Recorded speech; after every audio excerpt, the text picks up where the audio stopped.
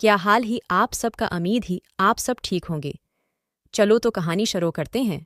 मैं शर्मा गई, उससे कहने लगी कि मगर अबा ने उन लोगों को भी इनकार कर दिया है। उन्होंने अम्मा को साफ कह दिया कि दोबारा वो लोग आईं तो उन लोगों को इनकार कर दो। वो अभी मेरी दोनों बहनों का रिश्ता नहीं करना चाहते। ये सुनकर अम्मा बहुत रो रही थी, वो परेशान थे। ये सुनकर रमीज़ को भी ताजब हुआ। वो कहने लगा कि तुम्हारी अबा तुम लोगों के साथ ऐसा क्यों कर रही हैं? वो तुम्हारी दोनों बहनों की जिंदगी खराब कर रही हैं, उन्हें घर पे बैठाकर बूढ़ा कर रही हैं। ऐसी में वो गलत कर रही हैं। उन्हें ऐसा नहीं करना चाहिए। माना कि उन्हें अपनी बेटियों से बहुत मोहब्बत है। हर इंसान को है। अपनी बेटियां अच्छी लगती हैं, मगर ऐसी भी किया मोहब्बत की वो अपनी बेटियों की शादी नहीं कर रही। अब इस बारी में मैं क्या कर सकती थी? और फिर अगले दिन जब मैं कॉलेज में गई तो सामने है मैंने रमीज़ को खड़ी देखा था। तभी मेरा मोबाइल बजने लगा।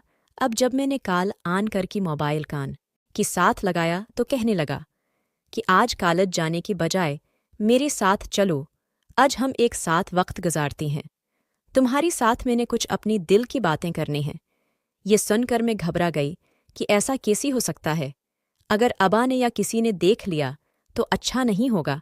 मैंने घबरा कर मोबाइल ऑफ करके बैग में डाल दिया था और भागती हुई कॉलेज में चली गई थी। मैं नहीं जानती थी कि रमीज़ इस बात पर इतना बुरा मनाएगा कि वो मुझसे बात करना ही छोड़ देगा। घर वापस आने के बाद मैंने इसी मैसेज किया तो उसका नंबर मुसलसल बंद जा रहा था और अब मैं सख्त परेशान थी कि आज से पहले तो ऐसा कभी नहीं हुआ था। 2 दिन तक उसका नंबर मुसलसल बंद था और 2 दिन से वो मुझे कॉलेज के सामने भी नज़र नहीं आ रहा था। अब मेरी हैरत की इंतहा नहीं रही थी कि ऐसा क्यों हो रहा है। वो कहाँ पर है? 2 दिन के बाद जब उसका नंबर ऑन हुआ तो मैंने खुदा का शुक्र अदा किया, मगर अब वो मुझसे बात नहीं करता था। कॉल कर करके मैं थक जाती, कितनी मैसेजेस करते, मगर वो ना मेरी कॉल उठाता ना किसी मैसेज का जवाब देता था। वो इतना संग दिल तो कभी भी नहीं था। और फिर एक दिन मैंने उसी रोती हुई मैसेज किया कि एक बार कॉल उठा लो, एक बार मुझे अपनी आवाज़ सुना दो, आखिर तुम ऐसा क्यों कर रही हो? तभी उसने कॉल की और कहने लगा कि उस दिन तुमने मेरे साथ जो किया था किया, वो गलत हरकत नहीं थी। तुम्हें मैंने उतनी प्यार से बुलाया, तुम पर मुझे उतना मान था कि तुम मेरी बात को कभी नहीं टालोगे, मगर तुमने मुझे धिक्कार दिया और मुझे साफ इनकार कर दिया कि या मैं तुम्हें कहा जाता या मैं तुम्हें अगवा करके कहीं ले जाता। वो सख्त गुस्से में था। उसने ये सब कहकर फ़ोन बंद कर दिया।